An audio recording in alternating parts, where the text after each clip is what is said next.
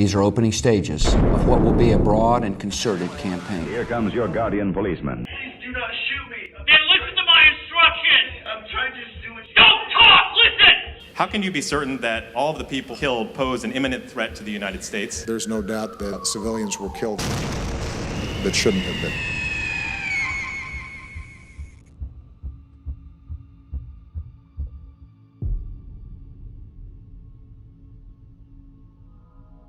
In your life, you will interact with many different social institutions. There is one institution that is unlike any other, one where you are subservient to others. From the cradle to the grave, you will be regulated, taxed, controlled, indoctrinated, coerced, judged, and possibly killed at the whims of members of this organization. This institution is called the state.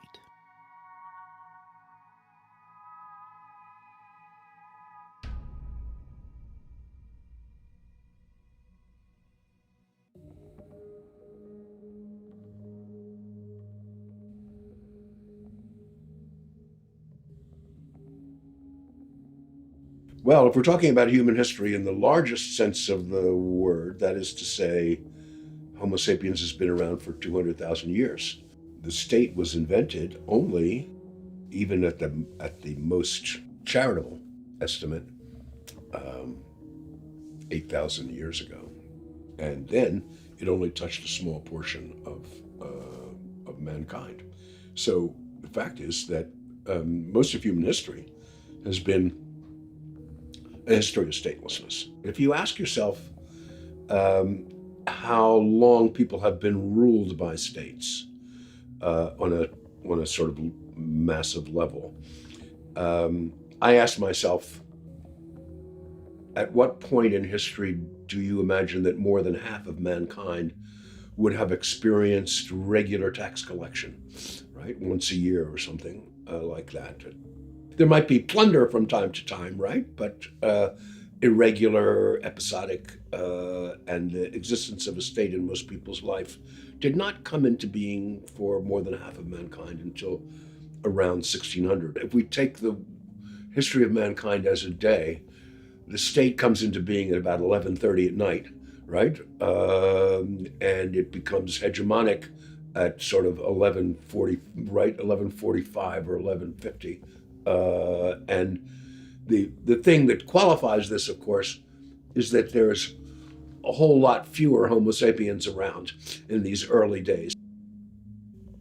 Even Western cities until maybe 1800, 1850, never reproduced themselves by their internal population. That is to say, they were so deadly because of typhoid and disease and epidemics and so on, that they killed more people than that is, their population could not grow internally, that all of these cities grew by bringing in more people from the countryside because they had high rates of mortality. The reason the state form has proven so durable and virtually universal is that it takes a state to beat a state.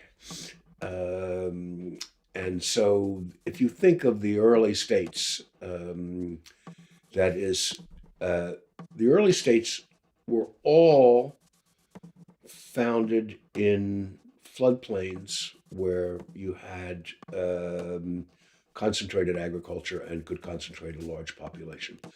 And that's why they tended to be units that were more powerful militarily than a scattered and fragmented countryside around them. And in fact, they grew by plundering that population, by enclosing that population, of bringing it in, having them plant grain, and capturing people. So I try to show in Against the Grain that most of the wars of these early states were wars of capture in order to grab populations. This is true for the Athenians as well. Grab population, bring them in, have them produce for the center or work in the quarries. Kingdoms expanded into empires. Dominant kingdoms expanded by conquest, suppressing people in new territories. A hierarchy of governors managed the increasing complexity of empires. A new system appeared in which power was given to the people in the form of votes. Democracy diluted the absolute power of authorities, but introduced demagogues and the tyranny of the majority. Civilization expanded. More decision-making power was delegated. Some political power became subordinated to laws, but delegating power, especially military power, risked a return to empire. Combining features of a democracy with a republic, nations set up basic rights subordinating more political power to the rule of law. Over time, however, special interests found a way to use politics to their advantage. Within a state, I think it's fair to say that you have got the standard aspects of what we all associate with the state, which is tax collection, a system of centralized punishment and centralized monopoly over violence, so that executions that are legal executions can only be conducted by the state. What's important to sort of recognize is that until starting perhaps with the French Revolution, which was an emancipatory movement, and the idea that people in all of France were governed by the same law no matter who they were everywhere in France, that there were no serfs anymore. You were not under the personal lordship of an aristocrat or of the priestly control. The French Revolution marks that point in which the state comes to see as one of its goals the collective welfare of the people. Notice that the French Revolution did two things. It also made all Frenchmen equal in theory. It took a long time for that to come into practice, especially for women. But it also made everyone directly ruled by the state.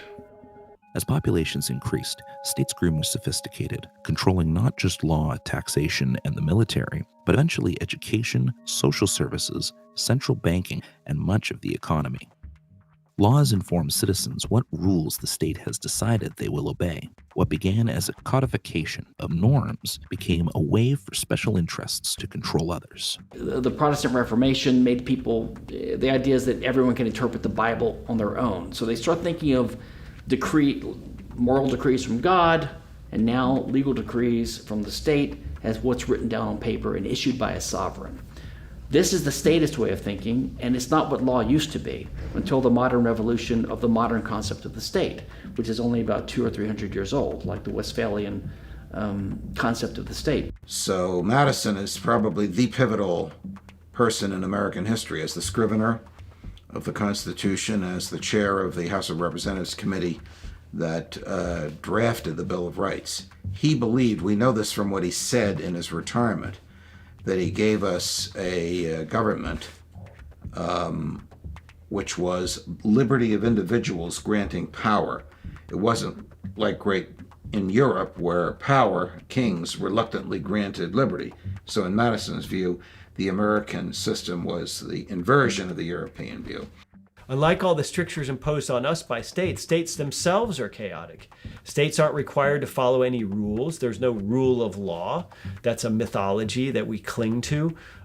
States can do what they want, and they are the judge of their own actions. They're the judge of their own criminality. They're the judge of their own civil penalties. I mean, this is a bizarre state of affairs where maybe 1% of the population, 3 million or so federal employees, get to dictate to the other 329 million of us how things are going to be. And they're the sole arbiter of their own actions. This, to me, is chaotic. State education produces people who believe in and perpetuate the state's preferred way of thinking. The origins of the American education system start in the 19th century with reformers, so-called moral reformers, people like Horace Mann and others, who went to Prussia and found a system of education there that they wanted to emulate in the United States, which they did, and they brought it back here. And they established the modern public schooling system. and the idea of a modern industrial capitalist curriculum. And they explicitly stated at the time, these reformers who established the schools in the 1830s and 1840s and 1850s, they said at the time that what we need is to create citizens with these schools, which meant people who knew how to work under industrial capitalism in a factory, and soldiers, people who were willing to fight and die for the country. So they needed to instill in people a regimentation, the idea that people can and should be made into machines, functionaries for a new civilization, a new modern civilization, where there were large factories and large armies. So the school system was designed purposely that way, and that's why we have the bell system, where the students move from class to class through the day, just like on an assembly line, and they are filled with one piece of information here and then filled with another piece of information there. So they become both products of the assembly line and they become the managers of the assembly line, ideally. It's compulsory and universal, the education system. So you are obligated by law to send your child to a school that is approved of by the state. Now, it can be your own school, but it has to be approved by the state. Most of us don't have that luxury for various reasons, and especially poor people and working class people, so they have to send their kids, most of them, to government-run schools, where they are obligated to stay by law from 8 a.m. to 3 p.m., no matter what. And if they leave, they are truants. They become criminals, and their parents are liable to arrest and prosecution and imprisonment. And the job of the teachers, sure, is to educate them with whatever the state deems to be a proper education, but it's also to keep them in those seats and in those rooms and in those buildings. If the kid decides to get up and be a free human being and leave that building, the teacher is the first person to tell him to stop, and the first person to call security to force him to stay. That's prison. It's a day prison. It's a minimum security prison, but it's a prison. If I don't send my son to that school, I go to prison, or I can go to prison. If he leaves the school, plays hooky, he will probably get picked up by the police, detained, labeled a truant, and then brought back to the prison. Services offered by government are not based on voluntary contract. The state expropriates its subjects' wealth by compulsory taxation. So why are they taxing us at all? That's a good question. I think it goes back to the idea of taxes as a tool of compliance and terror. A budget is you planning ahead, and taxes is a method of procuring funds. So a budget means I sat down, I thought out my enterprise, it accounts for about this much. This is what I need over this period of time to account for operations. When you have a method of procuring your budget by just yanking more, you get to use ignorant excuses like, well, we're not succeeding, so we need more money. That's not a correlation. Maybe these people are incompetent and they're squandering your money for, it doesn't make sense when you start breaking all the things down. The corporations don't pay taxes. Business entities don't pay taxes. Only people pay taxes, because a tax is a burden. It's something that we bear almost in a physical, visceral sense. It's a way to ensure that Americans are docile and that Americans are frightened of their government. Because that's the number one interaction most people have with the federal government, is their annual tax form. The amount of tax revenue that government takes in doesn't cover everything it spends. And so to make up the difference, obviously they sell treasury debt. So, as bizarre as it sounds, if a portion of the federal government's budget can be funded by debt, arguably the whole thing could be. We could have no income taxes, and the $4 trillion that the U.S. Fed Gov spends every year could be financed via treasury debt, and then ultimately monetized by the Fed. Central banks have significant control over the economies they govern. The Federal Reserve, the central bank of the United States, determines interest rates, controls the money supply, picks winners and losers, and enables nearly limitless government spending. Increase in money supply, keeping the interest rates low. It turns out that is very beneficial for the federal government. The federal government, whenever they spend more than they take in tax revenues, they have to borrow. And just like anybody else who has to borrow, we have to go to the credit markets and we have to borrow at the prevailing interest rate. Well, when the federal government who has the ability to tax, they already get a lower interest rate than the rest of us. They're able to borrow more when already the servicing on the debt, the interest payments on the debt, are already one of our biggest expenses. With the debt that's, what is it now, $23 trillion. With that kind of debt, anybody else's credit would have run out a long time ago. They are able to keep on doing this because the interest rates are low. So the Fed's role in allowing the government to overspend on all kinds of things, but the biggest one would be military, on these wars, endless wars. They're able to keep doing that because they're just able to borrow at lower rates. Absolute monarchs, when they got into wars, sometimes they'd run out of money. The treasury would run dry, so armies could not be paid, and they would stop battling in the field and go back. Wars are extremely expensive. Had Americans been forced to pay by taxation for the Vietnam War, it would have stopped a lot sooner than it did. America could simply print money and buy the things it needed to fight the war without having to raise taxes. So it's because it spares people from having to pay a visible price for the war that the war can go on. State-military conflicts destroy human lives, pollute the environment, impoverish millions of people, and waste scarce resources in pursuit of state political goals. Regardless of whether they admit it or not, through all sources, about $1 trillion goes to the so-called defense budget.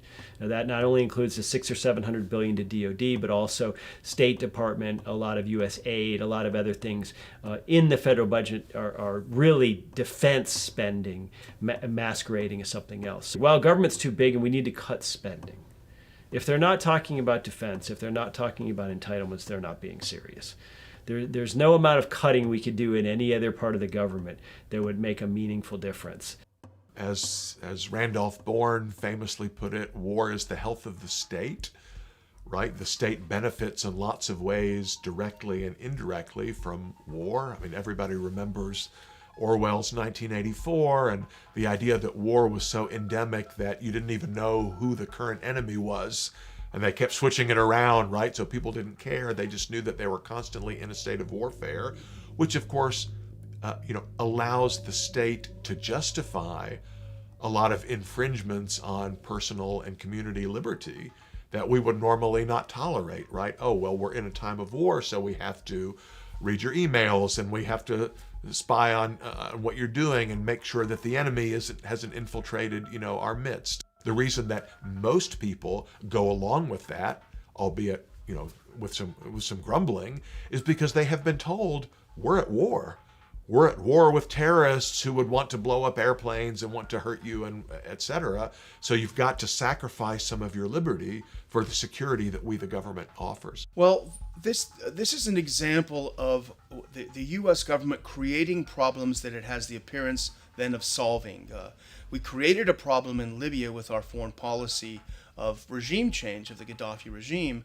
When we did unleash hell on the people of Libya, chaos broke out, as could be expected, as could be predicted, as we predicted.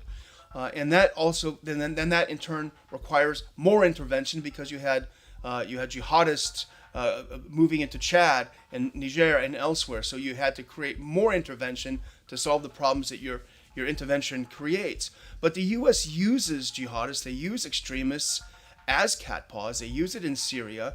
They use the most violent Islamist extremists in Syria, places like Syria, to overthrow a completely secular regime, government, and we saw how many hundreds of thousands have died.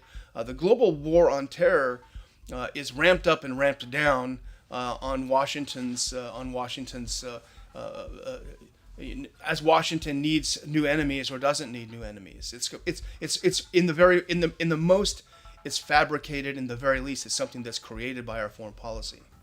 It's the same thing from the Reagan years, the Clinton years, and really some during H.W. Bush, but especially during the Bill Clinton years. And then again during Bush and Obama, America uses these jihadi, Saudi-backed Sunni suicide bomber terrorists for American imperial ends. Our government hates their adversaries more than they hate our blood enemies who have slaughtered Americans by the thousands and American soldiers by the thousands in Iraq War II as well. This is how crazy their priorities are compared to what the American people believe they were giving them the writ to do, to protect us from these terrorist groups. And of course, Obama's support for al-Qaeda in Syria led to the rise of the Islamic State. In 2013, they conquered all of eastern Syria. In 2014, they rolled into all of western Iraq, all of Iraqi Sunnistan.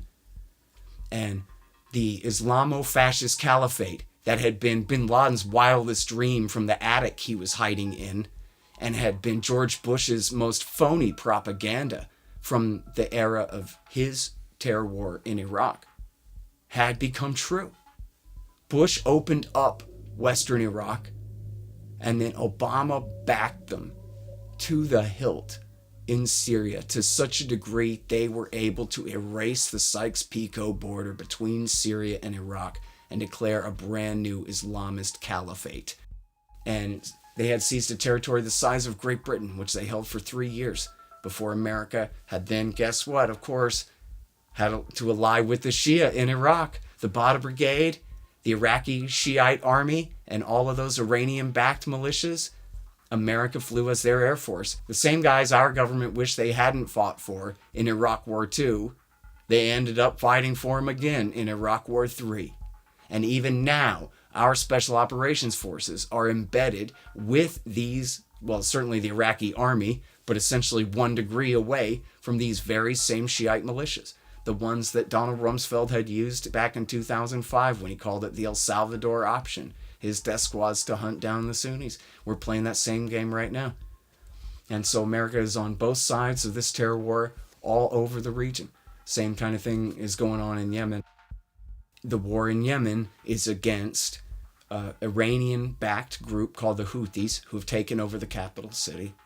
And it has put the USA, with our Saudi and UAE allies, again, directly on the side of al-Qaeda, flying as their air force against their primary enemies, the Houthis. And even the AP and CNN have reported about al-Qaeda embedded with UAE forces driving American MRAP, IED-resistant vehicles, and participating in the slaughter of civilians in that war.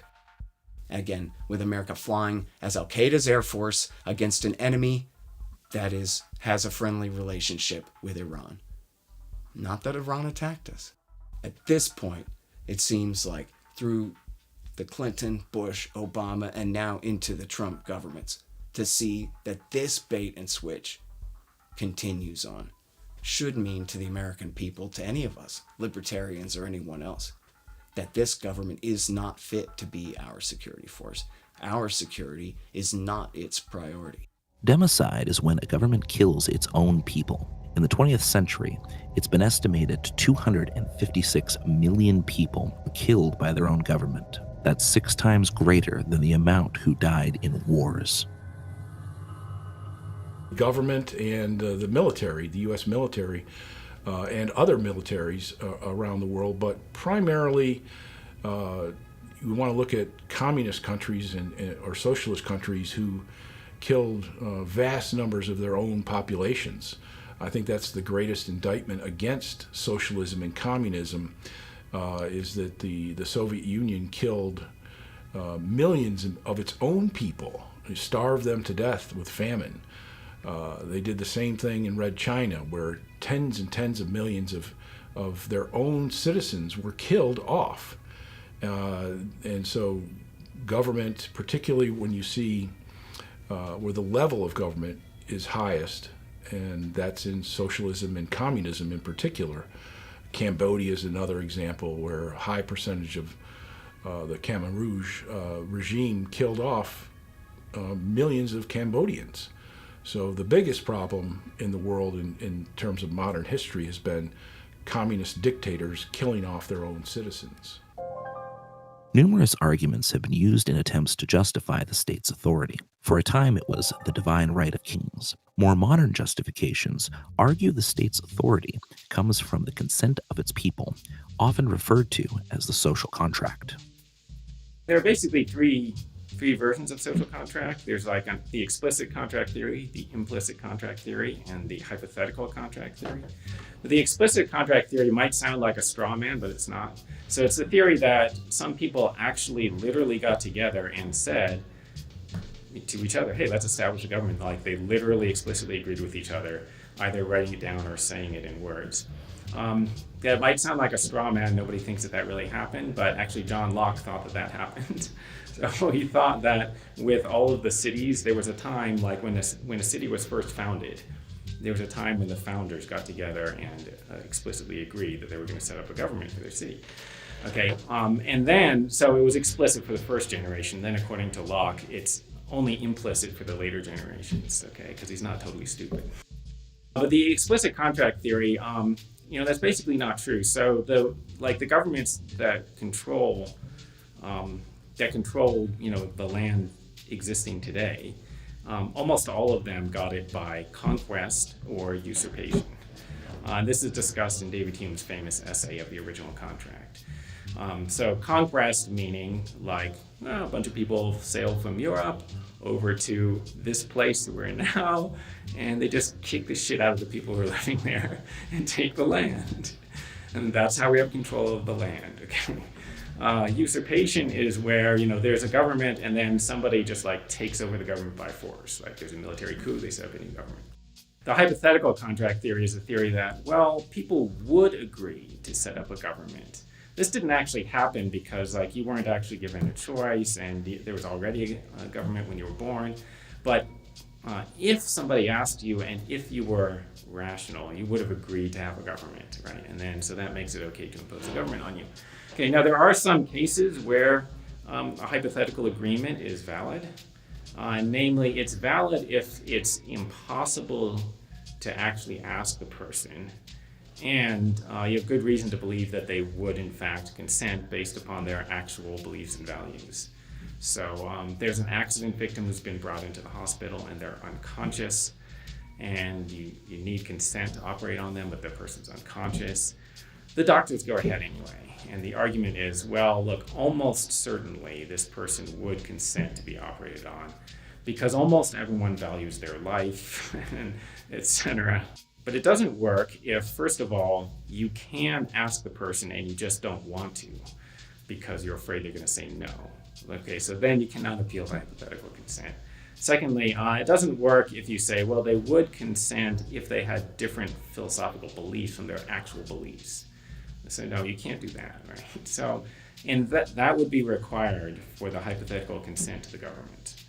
Because there are actual people, they're called anarchists, who we know would not consent. Okay, but that's not generally legitimate. So if you have a patient who they wouldn't consent to be operated on, because they've said that many times when they were conscious, you can't say, they would consent.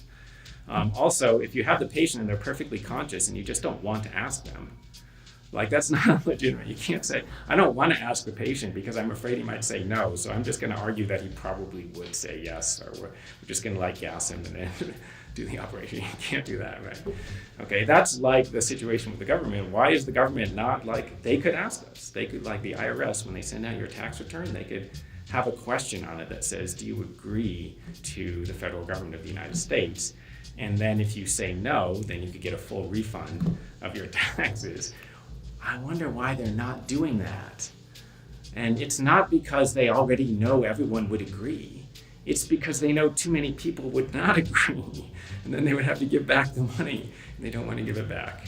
So when a young person reaches an age of consciousness where they might be able to reasonably think about and read about the nature of government for themselves, their friendly local city councilman or congressman or governor or whomever doesn't come over and say, hello, young citizen X, pleased to meet you. I'd like to offer you my governmental services, which will include road and police and fire and courts and colleges and all kinds of wonderful things. And in exchange, here's some contract terms. If you sign this, you agree, let's say at the state level, to pay an 8% annual income tax, and there'll be some sales and property taxes along with it, but it's all going to work out swimmingly for you, and you're really going to like this.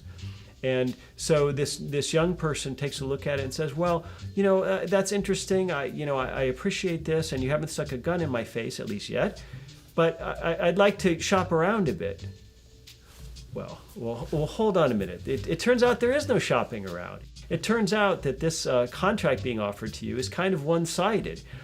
We have a monopoly provider for these services. And it turns out that the price you're going to pay for these services can be changed almost at will by the service provider himself and his cronies in the legislature. So all this would be a very odd form of contract for most people. And then if it turns out that even when you couldn't shop around, you couldn't even say no. In other words, if this young person said, I'm going to go live out in the woods by myself, and I'm not going to use your roads, and I'm not going to use your schools, I'm not going to use your fire and police, and I'm not going to pay. That sounds fair, right? I'm not using your services, what you're trying to impose upon me. Well, it turns out that even then, no, you still have to pay your 8% tribute as a citizen of State X. So this is a very odd form of contract if we look at it that way. Some argue that democracy is what makes state authority justified. People who appeal to democracy, usually they appear to have a simplistic view that all of the laws that are passed are authorized by the people. So that, to begin with, is really questionable. It's very possible to have laws that are not accepted by the majority of people. So obvious cases would be like in 2008 to 9, the bailout of the big banks was very unpopular among both Democrats and Republicans, but just the voters, not the politicians. It was popular among the politicians, and they passed it anyway. And that's just an illustration of the fact that, however you want to account for why this happens, laws do get passed that most people don't support. Okay. Second thing to say is, who cares if most people support it, right? So, the question is, if a larger number of people want to do something that would otherwise be morally wrong, does it become morally permissible because there's a larger number of people who support it than are against it? So generally not, right? There's no other case in which you would say that. So, there's 5 people in the room, 4 of them want to beat up the 5th person. They decide to take a vote on whether beating up the 5th person is okay. Only 1 person opposes it. No, I'm against beating you up, okay? And now, so now the 4 people can beat up the 5 because there were more of them. It's a majority rule. Okay, so nobody thinks that makes it okay to beat up the person. Nobody thinks that suspends the person's rights. And you can just go through any other circumstance that doesn't involve the government. You wouldn't say an action that was initially wrong becomes okay if a majority of people support it.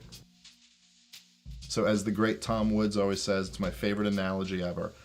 He said, well, imagine Walmart ran all the schools. And you had to send your kids to an institution run by Walmart. And every morning they had to pledge allegiance to Walmart. And you had pictures of all the Walmart CEOs all around the room. And they would tell you all these fantastic, tales of, well, the first Walmart CEO never told a lie. And, all this, just the outright lies and propaganda. And then you had a society that was, really favored Walmart. And you're like, why do you think they like Walmart so much? Well, it's because they're being propagandized from the time they're children. And, propaganda works. What the states keep out of history textbooks are the things that call into question the existence of the states themselves. That call into question the existence of our form of governance, that call into question the existence of a nation state to begin with, that call into question the existence of borders, governments, police, prisons. Anything that calls into question the existence of the system those schools belong to.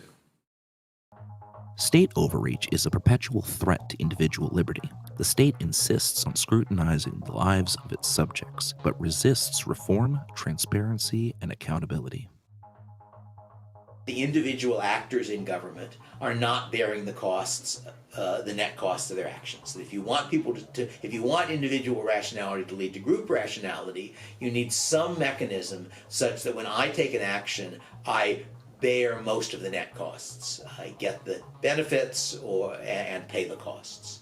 And on the market, that's mostly true, though not perfectly true, ordinary private market. But on the political market, it's almost never true.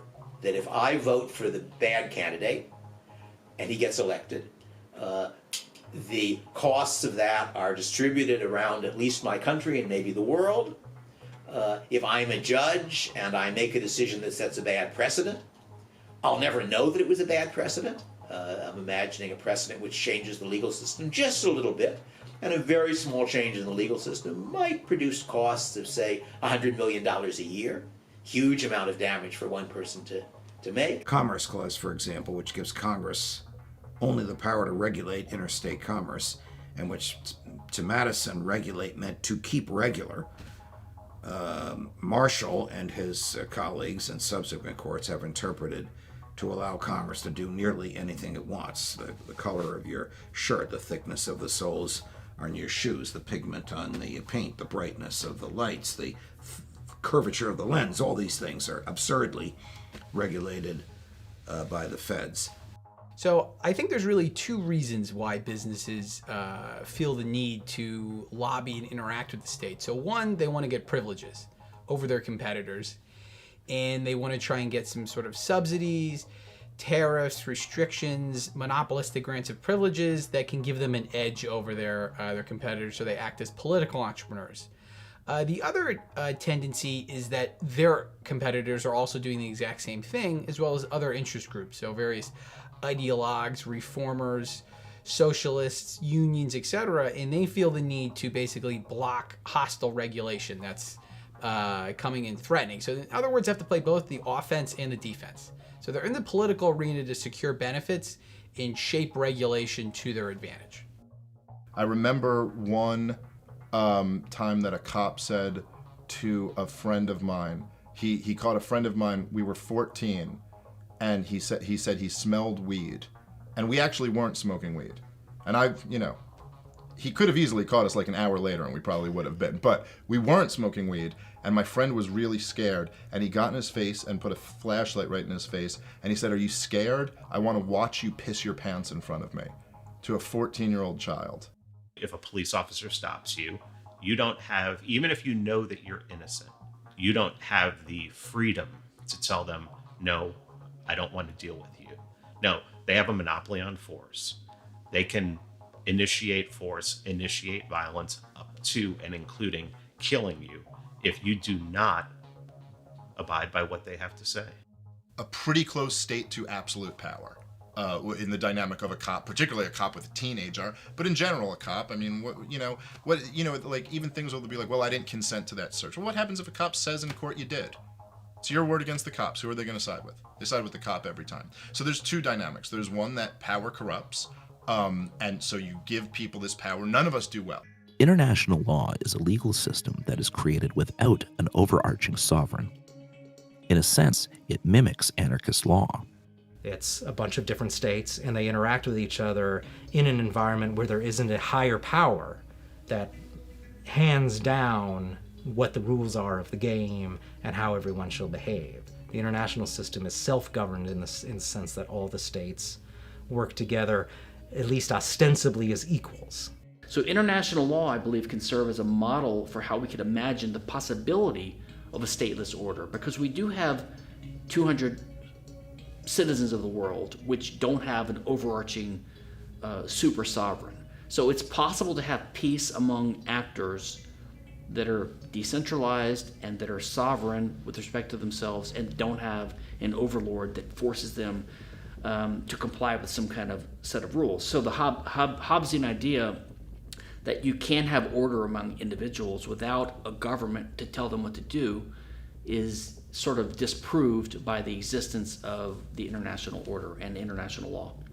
The question is, how would we apply that then down to a lower and lower level?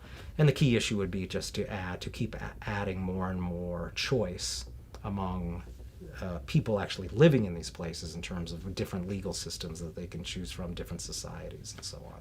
Anarchism can be difficult to define. In spite of often being incorrectly used to mean chaos, the word actually comes from the Greek word anarchia, meaning without a ruler. The earliest traces of anarchist thought date back to ancient Greece and China, where many philosophers questioned the legitimacy of the state. Taoist sages like Su and Zhang Zhao developed a non-rule type of philosophy that would eschew any type of political involvement. Ancient Greece also gave rise to some early anarchist thought. In 300 BC, Zeno of Citium founded Stoicism. Heavily influenced by the Cynics, his Republic advocates for removing all state structures. Gerard Winstanley, who was part of the Diggers movement during the English Civil War, would become the foremost prominent proponent of Christian anarchism. He published a pamphlet in which he drew upon the Bible, claiming that the blessings on earth should be common to all, and that none lord over others. He argued for communal ownership. In 1703, Louis Armand, Baron de Lautoin, used the word anarchy in his New Voyages in North America to describe the peaceful indigenous people as having no state and no prisons. Jean-Jacques Rousseau, especially in his Discourse on Inequality, had a strong impact on anarchism. He argued that due to man's good nature, state was oppressive.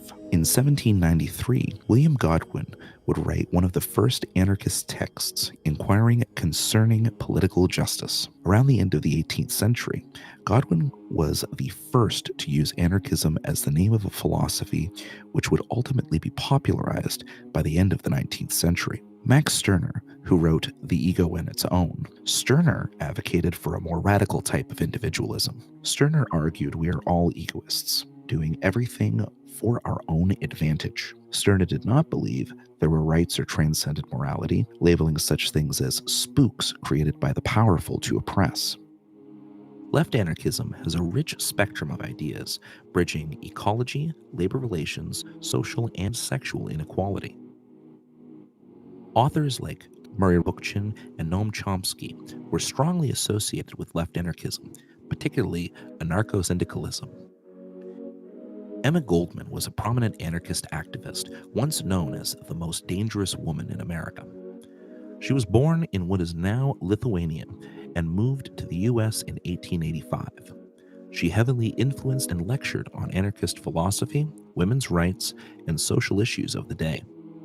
She founded the anarchist journal Mother Earth in 1906.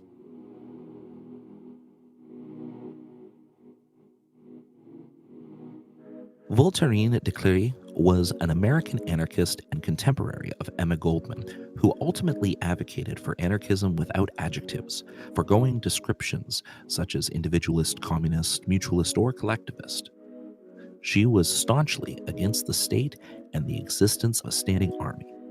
Her contributions to anarchism and her lecture named Sex Slavery helped create the foundations of anarcho-feminism. Pierre-Joseph Proudhon published his What is Property in 1840, which would prove to become a highly influential book on anarchist thought. Proudhon argued property, as most people understand it, is theft. That being said, he also argued that property that was a result of labor was legitimate, but property of unused land or that profits from rent or interest was illegitimate. Proudhon argued, to be governed is to be watched, inspected, spied on, directed, law-driven, numbered, regulated, enrolled, indoctrinated, preached at, controlled, checked, estimated, valued, censured, commanded by creatures who have neither the right nor the wisdom nor the virtue to do so. His philosophy, which has influenced anarchist thought across the spectrum, was called mutualism. There was also Mikhail Bakunin. Bakunin argued that freedom and equality were inseparable. Bakunin said in The Political Philosophy of Bakunin, Scientific Anarchism, we are convinced that freedom without socialism is privilege and injustice, and that socialism without freedom is slavery and brutality. Bakunin's philosophy is called collectivist anarchism. At the end of the 19th century came Peter Kropotkin. Kropotkin wanted to synthesize communism and anarchism, creating anarcho-communism. Kropotkin argued with those who sought to use Darwin's new theory of evolution to justify racial and class inequality. Kropotkin argued that mutual aid, rather than the dominant gene in a species, that the defining feature of evolution was actually mutual aid. Kropotkin also wrote The Conquest of Bread. This book was hugely influential on anarchists in Catalonia as well as in the modern-day Rojava. This created a divide in the 19th century between anarchists who were communists and those who were not. Mutualists believed in individual property rights, but with equal access to lands sans taxation. Sans taxation and sans profit.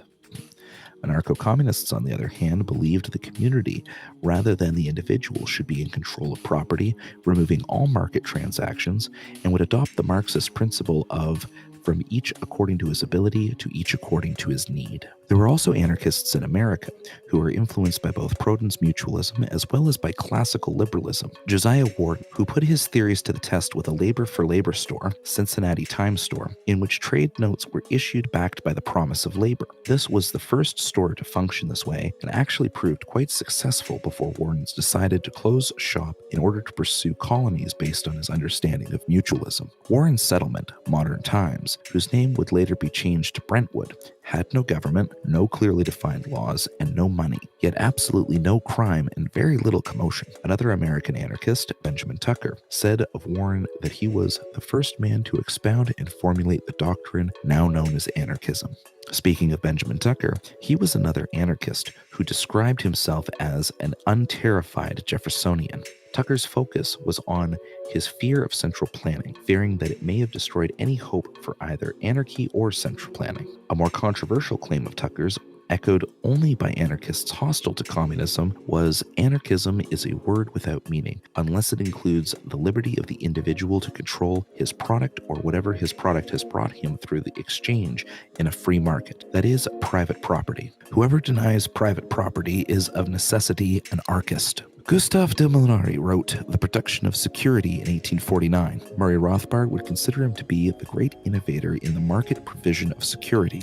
Then we have Lysander Spooner, who is influential to both left-leaning anarchists as well as anarcho-capitalists. Lysander Spooner was an abolitionist and a constitutional lawyer. In 1845, he wrote The Unconstitutionality of Slavery. Spooner used both legal and natural law arguments to prove the Constitution, in fact, did not support slavery. He acknowledged the Founding Fathers of America probably did not intend to end slavery, but only the meaning of the text and not the individual intentions of its authors were enforceable. He later pamphlets on jury nullification, as well as legal advice for escaped slaves, and gave legal services to fugitives. The debate between communist anarchists and non-communists would become so hotly contested that some make the case it may be why some anarchists, anarcho-capitalists, reject socialism altogether, opting to incorporate classic liberal ideals such as homesteading, moving away from socialism and towards an anarchist form of classical liberalism.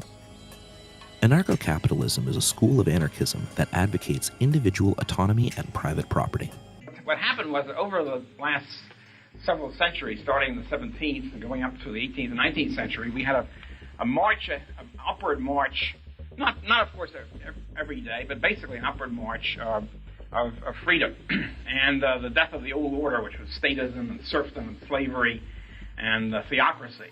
And rising up from this muck, was the idea of individual freedom and the institutions of individual freedom. Personal freedom, religious freedom, political freedom, economic freedom, free market. He had a really comprehensive knowledge, not just of economics, but of political theory, philosophy, and many other subjects. And he had a tremendous intellectual curiosity about all things. He was constantly coming up with new ideas, and he was very enthusiastic about the new ideas he found. First is the non-aggression principle, NAP. Keep your mitts to yourself and don't grab other people or their property without their permission. Now, in boxing, if you and I are in a boxing match and you punch me in the nose, I can't say, oh, assault and battery, because I've agreed to be hit above the belt. The second one would be private property rights. And we need private property rights because suppose you grab this shirt that I'm now wearing. Did you violate the non-aggression principle? Well, it all depends upon who owns this shirt. If I stole it from you yesterday, you're just repossessing your property, and I'm the bad guy. On the other hand, it's my shirt, keep your mitts off, and if you grab it, you're the bad guy. So we have to know who is the owner of my shirt. And the third one is free association. No one should be forced or compelled to associate with anyone against his will. One of the direct effects of the non-aggression principle, the NAP, NAP, is no government. That would be the purest libertarian view. Why? Because government taxes people against their will. And we just got finished saying that the non-aggression principle says that you shouldn't be forced to do anything. You should be able to do anything you damn well please, except keep your mitts off of other people. Well, when they're taxing us, that violates the non-aggression principle and it violates free association. They're making us associate with them.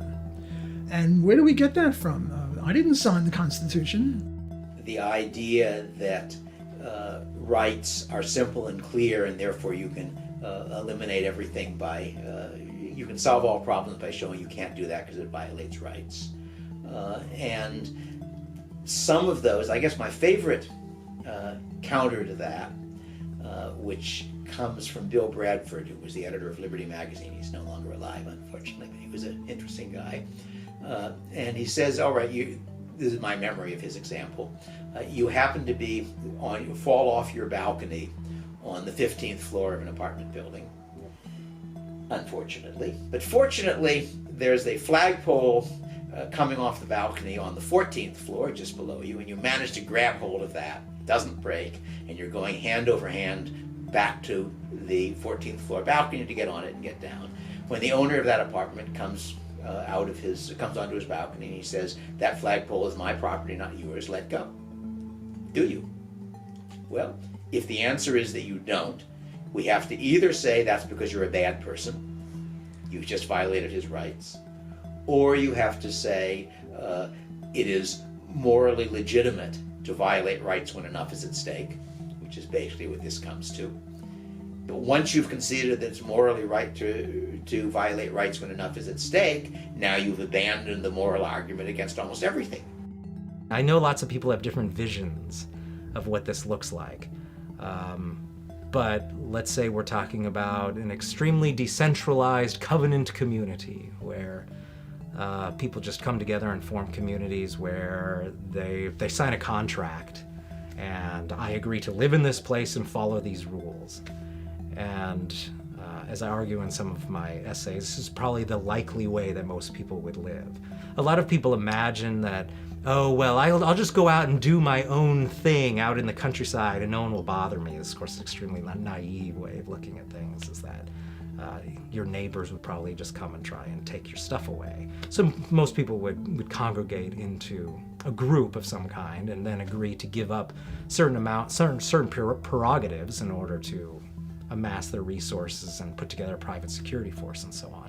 I think when it comes to the most widely understood cases of unjustified aggression, there is a pretty broad range of agreement. I mean, yeah, not everybody thinks taxation is theft, but virtually everybody thinks murder can't be justified. Virtually everybody thinks you can't break into somebody's house and take his things.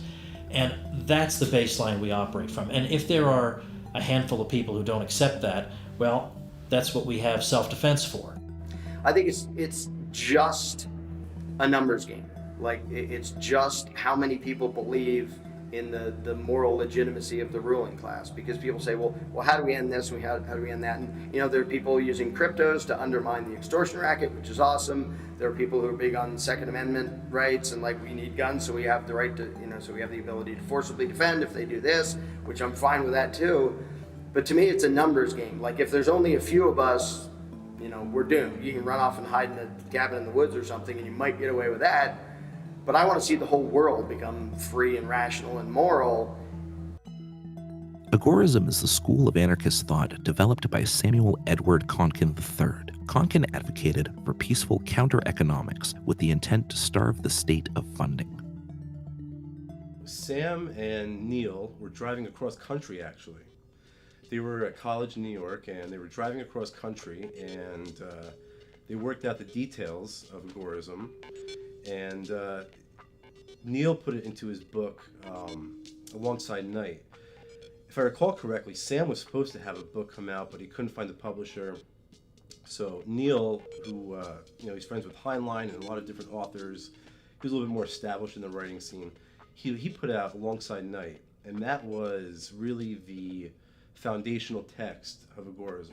The main thing is just pretty much bleeding the state dry, staying out of the state in is any way possible, like not paying taxes, cash transactions and all that, but with the idea of doing it to stay away from government. The white market, which is obviously the acceptable market, you know, everybody trades in that, you know, taxes, regulations. Then there's the gray markets, which is, you know, it's a legal business, but you're not paying taxes, you know, you're a tax evader or whatever, and you know, you're not claiming everything, or it's not regulated. Karl Hess was one of the early agorists. He used to be Republican. He worked for Barry Goldwater, and he coined the term, or the phrase, extremism in defense of liberty is no vice.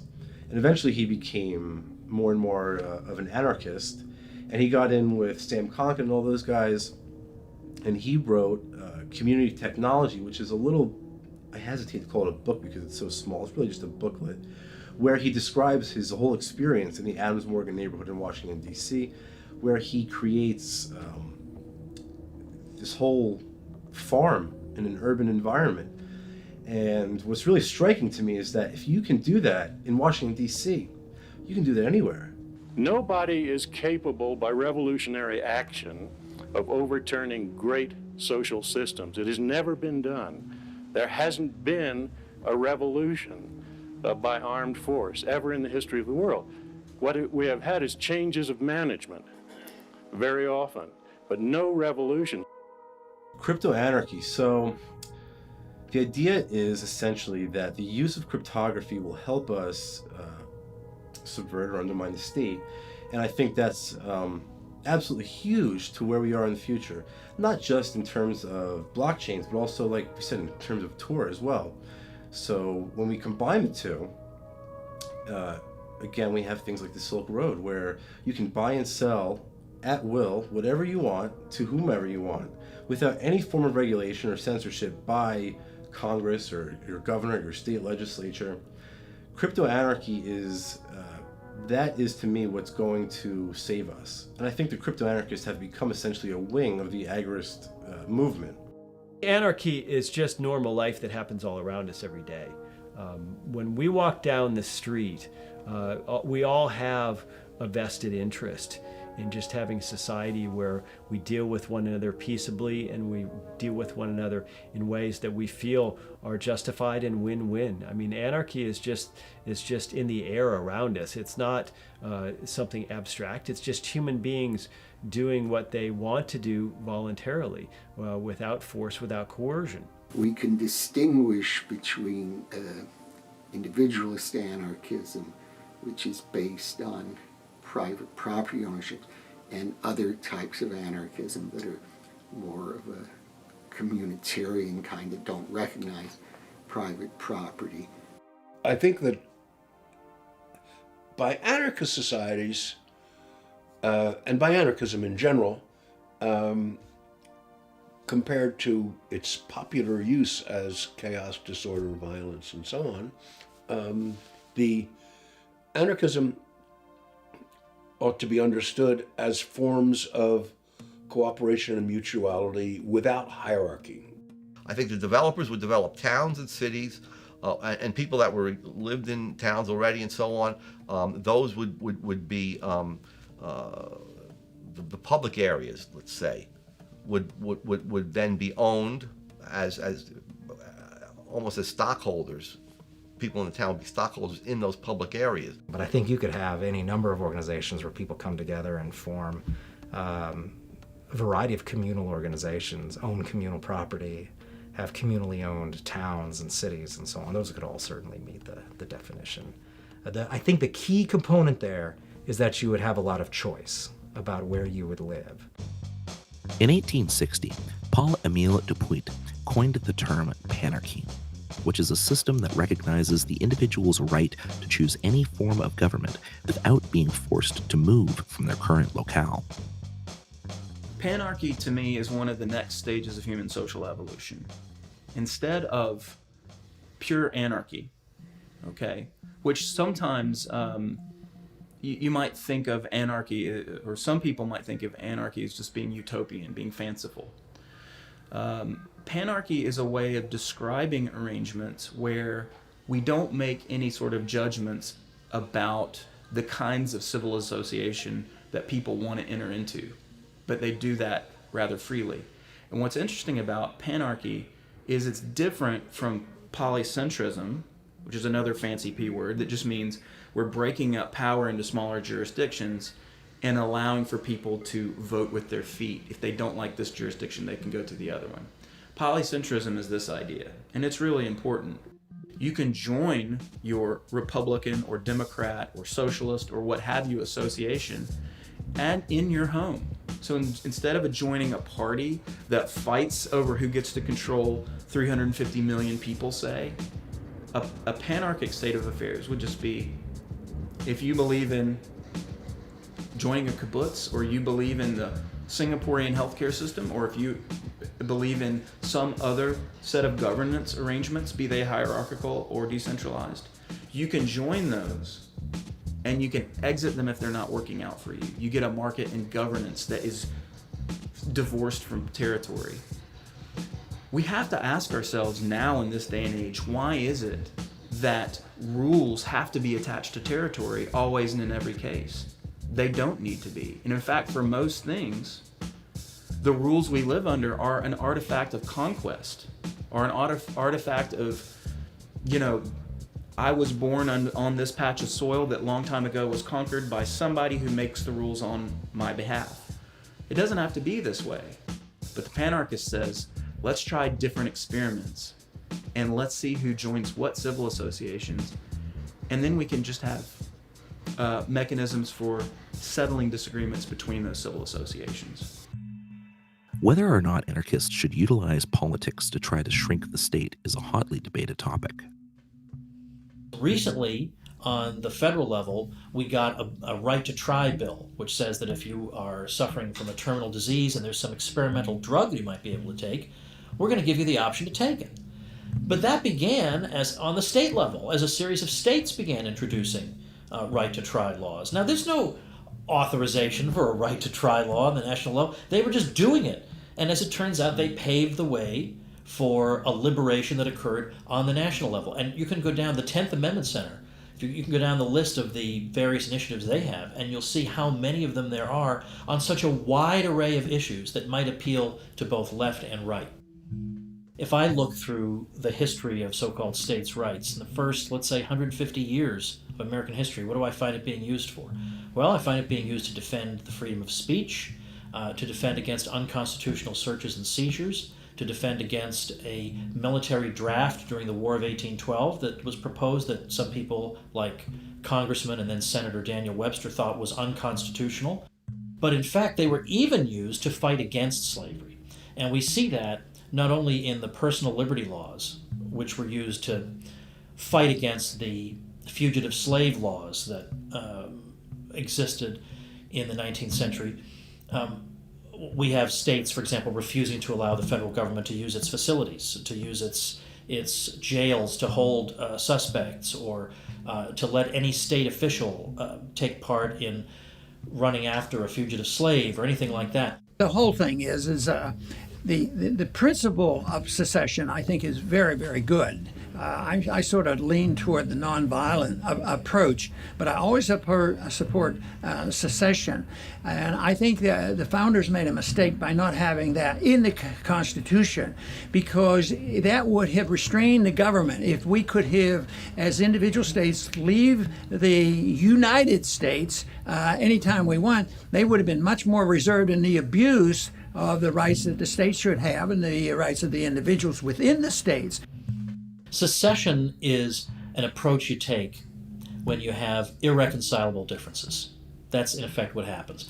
Right now in the United States, we have well over 300 million people, and we are divided right down the middle in how we look at the world. We have radically different worldviews. And instead of saying, why don't we work on an arrangement where people who think one way can just live according to those ideas and people who think another way can live that way? Instead, we feel like we have to win and triumph over our enemies.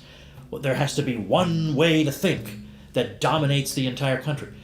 And at some point you should ask yourself, is that really the most civilized way for us to organize society? Is that the most civilized way for human beings to live with each other?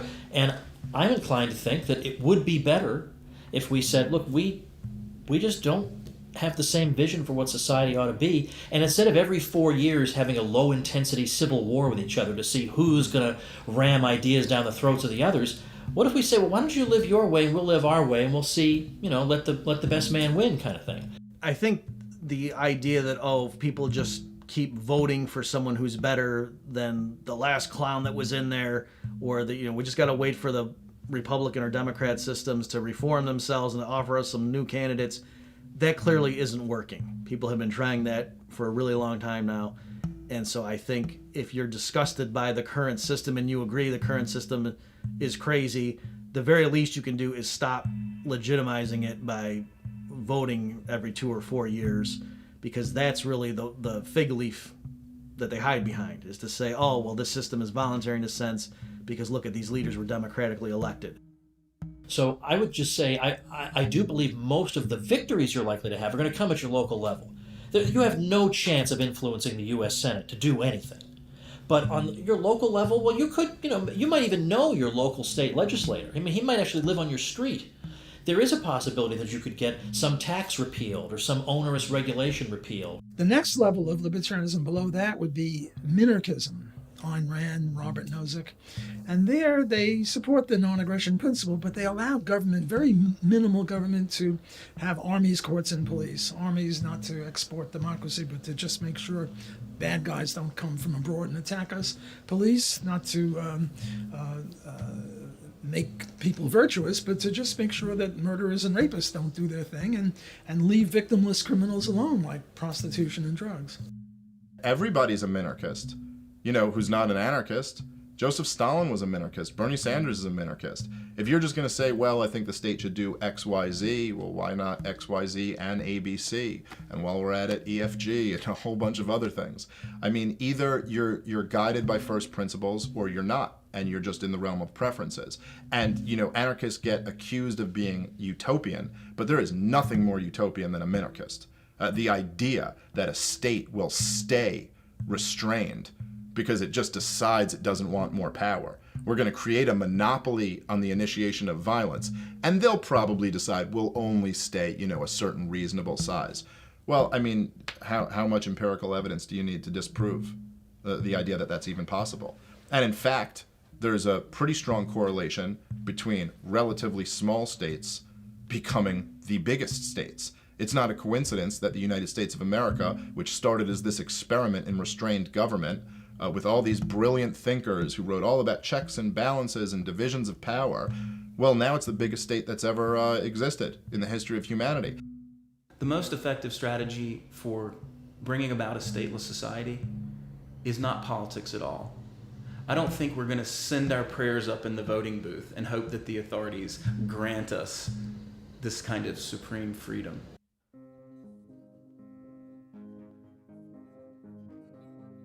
Markets are the most common way for people to meet their needs. Many anarchist theories have offered market solutions for services that are often defined as public goods, such as law, defense, security, and education. The entrepreneur is sort of the fundamental agent who drives forward the market economy, right? Yeah. Look at all the goods and services that we have around us, the chairs we're sitting in, this building in which we're doing this recording, the equipment, the camera, and computers and so forth that we're using. Where did all those things come from? They have to be produced by human beings, right, who exercise forethought and planning and have a deliberate purpose and use their ingenuity and so forth to come up with ways, to convert the inputs that are given by nature, natural resources and land and energy and human labor and so forth. Those have to be converted or transformed into iPhones and buildings and automobiles and food that we can eat and so forth. So the entrepreneurial function is this taking command of resources and making them into stuff that you can try to offer to consumers in the future, not knowing for sure whether you'll be successful or not. If you are successful, if you're good at anticipating future conditions, you can produce a thing that consumers will want and will pay more than what it costs you, right, to make the thing, and you earn a profit. If you're unsuccessful, you earn a loss.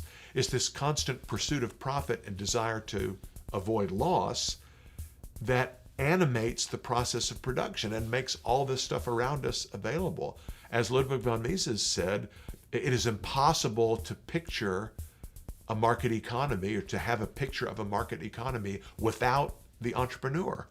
This agent, this agency, constantly pushing and promoting and moving the economy forward. Technology is a good example of that, where companies are having to hire all sorts of specialized labor to interact with one another to try to come up with improvements in the product or improvements in production. And so that's the order that anarchy brings, because it is all based on voluntary activities that are meant to be efficient and meant to be productive and meant to be mutually beneficial. That's what's really ironic about that perennial question of who will build the roads is, in the current system, it's not usually that it's literal employees of the state who are building roads. It's just the state has contracts and they farm it out to various bidders. As it is now, poor people pay for the roads even though they never use them or never go anywhere. But people who are maybe higher income and travel a lot around the metro area or travel up to tourist spots and so on, they're using those roads more. If you turn those into toll roads, they'd have to pay more, and then they would be annoyed by that. Whereas right now, you're charging grandma to pay for that road that she never ever uses because she's like a shut-in. And so that evens out the cost then for people. On the I-10, which is a big highway that goes past New Orleans all the way from Florida to California, the minimum speed is 40 and the maximum speed is 70. Well, maybe it would be better if the speed in this lane was 50 and 65 and 80. Would that reduce that? I don't know. All I know is if different people try different things. Now, on your road, you're going to make it 60, 70, and 80. And on someone else's road, it's going to be 65, 70, and 75. Maximum speed. Well, which of those is better? I don't know. I think that just as Ben Franklin set up a private firefighting service, there's no reason at all that all the fire departments, which also engage in a form of protection, need to be government. Private education solutions include private schools, tutoring, homeschooling, and unschooling. We have the idea that, well, every child deserves an education. It's impossible to imagine the market providing that level of education. Therefore, it needs to be provided by local, state, national government, etc. Education is a special kind of a good. People will say, well, maybe the market can produce toothpaste in appropriate quantities and qualities, but not education. Education is a different kind of a thing. It's a so-called public good, can't be provided by the market, must be provided by the state, and we have to require that every student get this education. And that's why we have compulsory attendance laws. Okay, look, I'm a professional educator. Do I think education in the abstract is important? You bet I do. But education is not a thing, right? There's not just one homogeneous blob of education where everybody gets one unit of education or no education, right?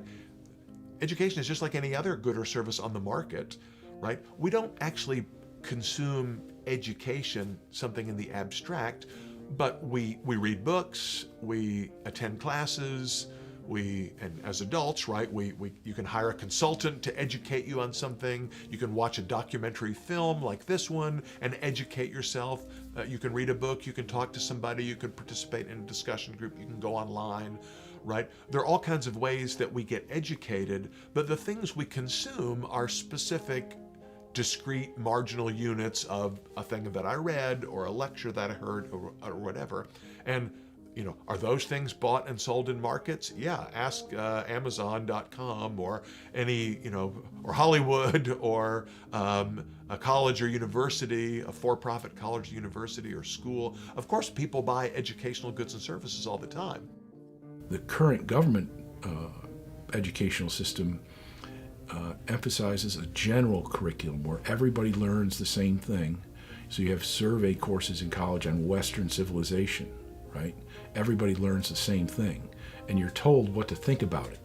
And also, conveniently, studying the course of Western civilization, which is important, but you're told what to think, and you are not told about the key factors of the rise of Western civilization, which is private property, free markets, and sound money. Those, if you've taken those classes, I took a couple when I was in college, Western Civ 1 and Western Civ 2, and inflation was mentioned once, even though it's the thing that brings down civilizations time after time. And so getting back to that, I think, people would be exposed to great ideas, they would appreciate great ideas, and they would think for themselves. Private alternatives for criminal justice are gaining popularity due to the inefficiency and unreliability of state courts and police. Private dispute resolution is a multi-billion-dollar industry, and much of the security in society is already produced privately in the form of security firms, neighborhood watch groups, and private gun ownership. Courts can be private. We see that every day in private adjudication systems, in arbitration systems. Police, we see that every day in the form of security, private security at places like Disneyland. And as far as national defense goes, I think it's largely a myth. I don't think that the rest of the world is particularly looking to come invade America. And even if it was, I think that the notion that security could be provided on the marketplace is something that's absolutely tenable and that we need to look at. Well, I think there would be lawyers even in a free society. I think there would still be conflicts. I think there would still be contracts that would occasionally be breached. I think there would still be disputes between neighbors, disputes amongst in business. I think there's a lot of ways in which lawyers would still be a thing in a private society and might still have a market function in drafting contracts and representing people in what we would hope would be some form of common law courts or private arbitration.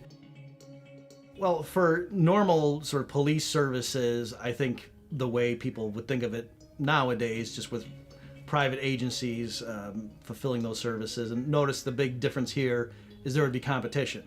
So right now, if just imagine a grocery store, they hired an agency to crack down on shoplifting, some kid puts a stake under his under his coat pocket and he starts running out the door, and the agency goes and tackles him and breaks his legs or shoots him cold dead.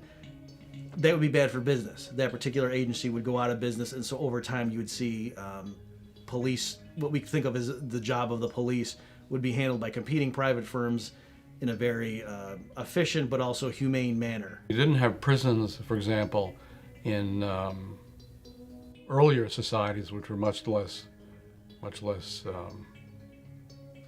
state-oriented than the ones today. I mean, prisons are a relatively recent development. Britain, I think, was the first to have them in the 18th century. The idea of private defense services was first suggested by Gustave de Molinari in his 1849 essay, The Production of Security.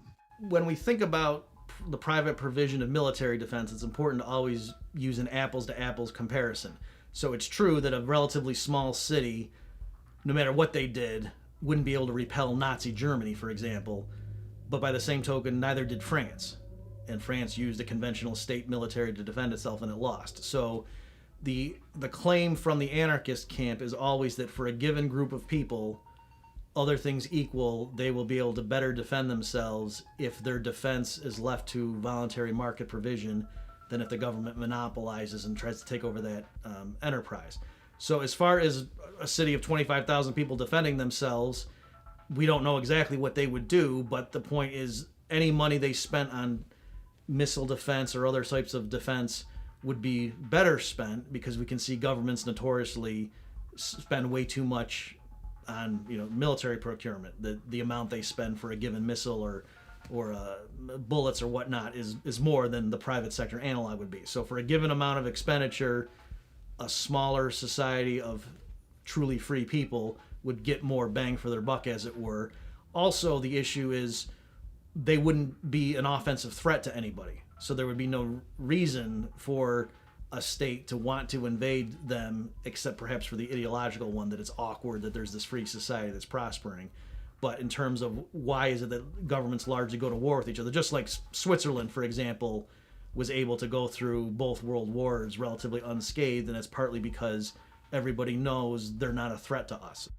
The problem with the state provision of military defense, among other issues, is that it limits the brainstorming to just a few people who are in the military hierarchy and maybe some of the political figures involved as well. And whereas a genuine open market relies on the contributions and the insights of the whole community. And so when you have the state running your defense, you're putting all your eggs in one basket. And that was shown, for example, most famously with France and the Maginot Line, during World War II, where that sort of system wouldn't have occurred like that under private provision. Whereas, one company thought, oh, well, let's just really have these strong fortifications, but some other company might say that's not a good idea. Let's try, having these other systems to repel invaders. And so that's really the benefit of having competition when it comes to military defense, is that's the last place in the world you want to have one agency with one plan, and if the plan doesn't work, then your country gets taken over.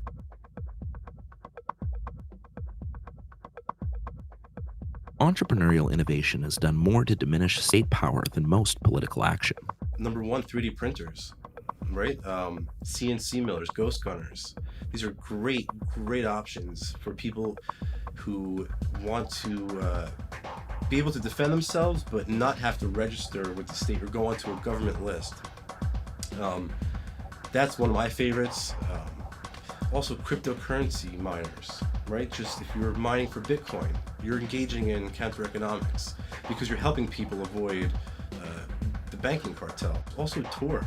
Look at what Toure has done for people in providing encryption to protect them from the CIA and the NSA. So if you look at the market, the underground market in alongside night, that is the Silk Road. That is what gave Ross the inspiration to create the first truly free and uncensored market. That's also why the state gave him double life plus 40. Anarchism is being spread into mainstream culture in music, comic books, animations, stand-up comedy, film, and video games. There's this really interesting thing that happened also, like with Hollywood. I noticed, John Hughes, very famous director, did a bunch of famous movies in the 1980s when I was coming of age. What was it, 16 Candles and Breakfast Club, movies like that were really popular with sort of Gen Xers like me. And those movies, I think, invariably poked fun at principals and teachers in schools as sort of these lame authoritarian figures, right? Who the heroes of the movie would sort of, the whole movie would be about them sort of escaping. Like Ferris Bueller's Day Off, right? It's a classic example of that, right? Comic book creator Jack Lloyd discovered that crowdfunding and on-demand publishing was a recipe for successfully delivering entertainment and a principled message to audiences. When I was finishing up law school, I was kind of just killing some time thinking about what I'd like to do as relates to my passions, which involved, of course, the comic book world and also, promoting liberty. I started to write it and put it together and format it and then think about what I could do for a pitch. And then I worked with an artist to create the initial sketches, and I put that together for a presentation on Indiegogo. And from there, Voluntarist kind of took off. I'm also working with a lot of multimedia organizations to produce a lot of good libertarian content, and I'm quite interested in producing a video game. This has been a fascinating thing for me lately. Somebody made a meme where they said, Fortnite gets 400,000 people to play it every day or something, and the Libertarian Party gets so few votes, and I was like, it's a great point. Why do we not communicate our philosophy through more modern, enjoyable means? Why can't we sell it through entertainment? some people would want to do. You know, not everybody's down for a dry philosophical discussion. Not everybody's down to argue economics like we are, but everybody likes video games, dude. Libertarian ideas are being brought to a wide audience by artists like Thomas Kay. Kay earned acclaim for his animation, George Ought to Help. You want to help Oliver out, so you give him some money. To your surprise, George doesn't offer Oliver any help. You try to persuade him, but it's no use. Imagining yourself in this situation, do you think it's okay to threaten to use physical force against George to get him to do the right thing? Now imagine a slightly different situation. This time, a group of your friends take a vote. 6 out of 10 are in favour of threatening George to get him to help Oliver. Does this democratic process make it okay to threaten George? In 2017, Backwards, a new metal band, released Veracity, filled with anarchist-themed lyrics. The album spent many weeks on Billboard's metal album chart, peaking at number 20. From the willfully ignorant, the knowledge you won't get none, but don't get it twisted. I too was dumb and then some. Support a politician, sit back and let twiddle his thumbs, not understanding that you got so close and drop. They have no desire to save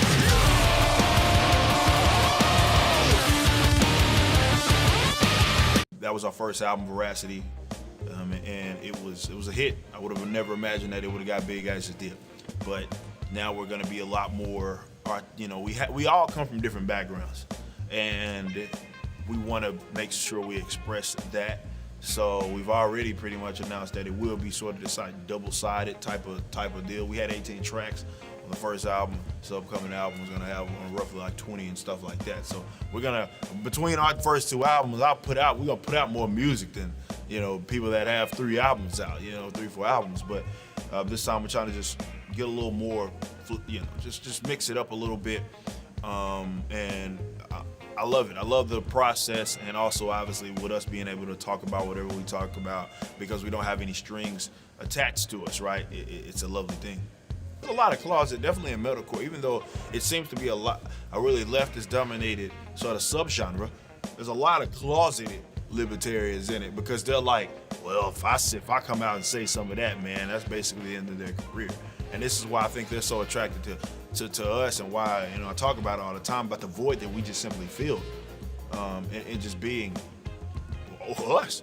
And people will come up to us like, man, you make music that I enjoy, but man, you adopt a philosophy that I adopt, and that's what takes it to another level. And again, there's people in these bands that are kind of closeted, but again, it's like they don't think that it's worth putting themselves out there like that, just simply because, yeah, you get a target on your back. You get a target on your back because it's against the norm in the industry. Stand-up comic Dave Smith brought his comedy to podcasting in 2012, eventually hosting his popular podcast, Part of the Problem. He then made the jump from stage to screen as a regular on cable news shows and in his own comedy special, Libertas, which spent 3 weeks at the #1 spot on iTunes. They went, why do they hate us? That's how clueless we were. We didn't even know there was a beef. Like, if you had asked us on September 10th, you were like, oh, what do Muslims think about America? You'd be like, that we're awesome? I don't know. Like, what else would they think? And then September 11th happened, and we were like, whoa! Like, why do they hate us? And then people were like, well, you know, you've been bombing the shit out of them for decades. And we were like, what? I'm obsessed with libertarianism, and so when I'm doing comedy, it just kind of comes out. And having the perspective of being an anarcho-capitalist, it gives me a different angle than just about any other comedian has on the topic of politics or government or even culture. And there's just a lot of golden material there. There's nothing that's more absurd and hilarious than the idea of the state. And it's something that everybody accepts, and that's like comedy gold. Anarchists utilize podcasting and memes to spread messages further, bypassing corporate media. I was trying to figure out a way that I could contribute to the liberty movement. So I just decided to podcast. I had been in music at one point and I understood recording, so I bought some very basic equipment and I laid out about 15 episodes of my basics of voluntarism and libertarianism and just started. I never learned about guns, so I cover guns a lot in my channel and the content that I do. Now I love firearms and I love learning about it more, but growing up, it was something that I never had experience in terms of culture or anyone in my family or anyone around me. One of the biggest things that we're doing next in this partnership together is we're focusing on dispelling a lot of the myths that are being perpetuated in the media against gun owners specifically. I was making memes for all different types of groups and pages of my own accord, because I just had some technical skill in Photoshop and like entertaining people. But it really started to take off when I was invited to join the Anarchy Ball team back in 2013. Memes reach anybody and everybody. You see memes are obviously popular with younger people, but even older people, boomer memes, they're getting into it too. And it's just a seed. They're little seeds that float all over the place, and they just spike right into people's minds. And even if it's something that they disagree with in the meme, because usually memes are pretty extreme with the idea that they're trying to get across, and it bothers people or people really resonate with it, but it sticks in their head, and that's what I like a lot. That, and it's funny. Throughout history, there have always been populations that live outside the reach of states. In Southeast Asia, millions thrive without a state to manage their lives. James C. Scott discussed these anarchist communities extensively in his book, The Art of Not Being Governed. I'm a Southeast Asianist, and I was interested in the history of the relationships between hill people in Southeast Asia and lowland people. And the states exist in the lowlands. And historically, one thought that the people in the hills were, in a sense, the ancestors of the people who founded states, that they were the backward, less advanced, had not discovered wet rice agriculture and Buddhism and so on. And it turns out that it's a much more complicated and much more interesting story than that. And here we're talking about an area of maybe 100 million people, spread all the way from the northern boundaries of Vietnam in the hills through Thailand, Laos, Burma, all into northeast India. And I contend, and I think the evidence is indisputable at this point, that historically most of the hills were populated by people who were not always there but ran away from states in the valleys because of taxes, because of epidemics, because of wars, conscription, and so on. And there they were, if you like, fleeing states, and therefore and they did, one of the things that they did was to create social structures that prevented states from arising among them. It's not that they didn't have order, it's not that they didn't have chiefs, but they had a whole system of preventing state formations. In Chiran, Mexico, citizens abolished all political parties and disbanded the police. It's a very great, very chill environment right now. And if you compare it to an event in the United States or Western Europe, any place in the first world, well, there's little to no security at all. And even that could make you wonder, what if there's a smart, lost soul out there that would think of harming everyone in any way? And that is easy. That's not going to happen because of one simple reason. You don't know who has a gun here. Ya hay un cambio por el movimiento que se hizo entre nosotros. Y la verdad, pues es algo que nosotros mismos nos sorprendemos y nosotros mismos no nos explicamos. In 2014, the Mexican Supreme Court ruled their system of government as constitutional, effectively ending a 4-year-long fight against political parties getting back into the community. It was a significant victory that validated their efforts to rebuild. To do so, it must build a thriving economy buoyed by lucrative exports and stable local businesses. Los retos que enfrentamos es inculcar cosas nuevas a la comunidad, que se desarrolle más lo que es pues se puede decir la mercadotecnia, ¿no? Porque de hecho es un lugar virgen para los negocios. Mutual aid is a practice that combines individualism with collectivism to meet the needs of working people. People in a locale pool resources to help each other when temporary help is needed. These are very old structures. Mutual aid societies have been with us since the time of the Masons, the Elks, and all manner of other aid organizations where people came together, looked after each other throughout human history. And in fact, there were at one point 1/3 of the US population at the peak of these arrangements was a member of a mutual aid society. So the fact that these disappeared came about for a couple of reasons. The first was that the welfare state really was ascendant in the 20th century. And these associations were crowded out. People could no longer afford to both pay taxes and be members of these organizations and hope to get benefits out of it. Instead, they became dependent on the centralized welfare state. In the late 19th and early 20th centuries, one of the primary sources of healthcare and health insurance for the working poor in Britain, Australia, and the United States was the fraternal society. Fraternal societies, or friendly societies in Britain and Australia, were voluntary mutual aid associations. Over 1/4 of all American adults were members of fraternal societies in 1920. Fraternal societies were particularly popular among blacks and immigrants. A fraternal society was a group of working-class people who formed an association and paid monthly fees into the association's fund. Individual members would then be able to draw on the pooled resources in times of need. There were a great many societies to choose from. Their most commonly offered services were life insurance, disability insurance, and lodge practice. Lodge practice meant that the lodge would retain a doctor to provide medical care to its members. Members would pay a yearly fee and then call on the doctor's services as needed. If members were unhappy with the doctor, the contract might not be renewed. Most remarkable was the low cost at which these medical services were provided.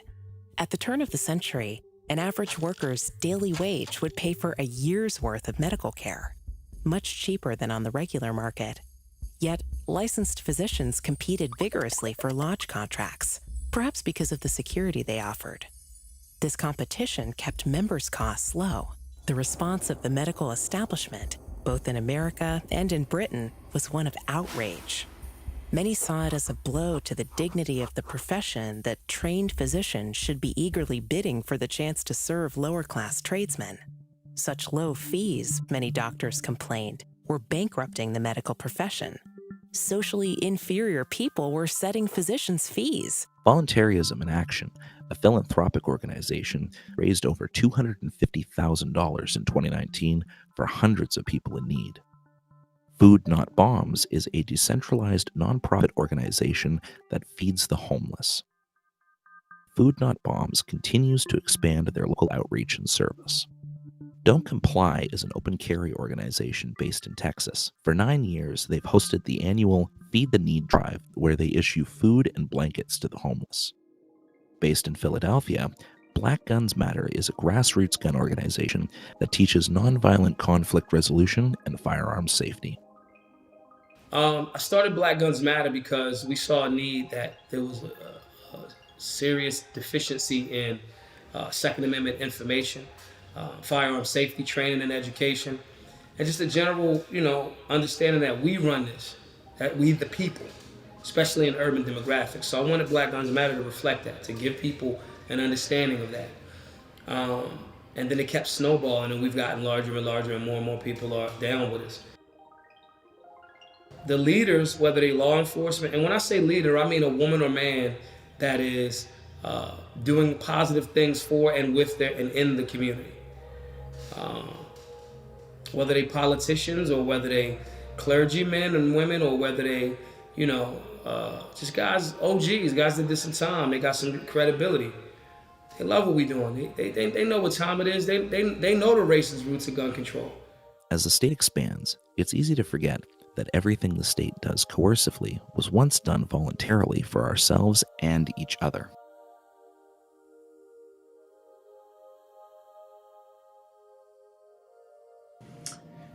If you're interested in individual liberty and personal freedom, I would say the most important thing is learning yourself, learning what you want. I think some people don't want freedom. Some people don't want personal liberty. Some people want to be told what to do. Some people want to be regimented. Some people want to be cogs in a machine, or work in a cubicle for a boss, or be a member of an army. And there's nothing we can do about that. That's just their values, right? So you have to decide what your values are. What do you value in life? Do you value the freedom to move your body wherever you want to move it, however you want to move it? Do you value the freedom to say whatever you want to say, whenever you want to say it? You don't have to worry about having a huge number. You don't have to get 50 or 60% of the people to agree. You just need about 10% of the people who are energetic and are thought leaders and put the information out. I think once you convinced enough people that a free society would work, it would be preferable to the current one. Whatever particular mechanism is used to get there is just going to be a whole lot easier, whether it's seasteading or secession. If you were to tell somebody in 1840 that we were going to abolish slavery across the West in the next 25 years, it would have seemed crazy. People worried who would pick the cotton, just like they worry today who will build the roads. But we can go to a much better place. We can actually be morally consistent. You don't have to live in this world where you pick which criminal you think is going to be slightly better than the other one. We all know they're all criminals. We all know this. People don't like politicians. People know who they are. Yeah, everybody has these skills and things that they're good at. Just go for it. Like, give it a shot. Definitely in the age of social media, you can be a content creator like it's tomorrow. You know what I mean? Like, just do it. Just give it a shot. See what happens. If you fail, you don't do that good. Or you never know. It may be a hit with a circle of people. Just go for it. Give it a shot.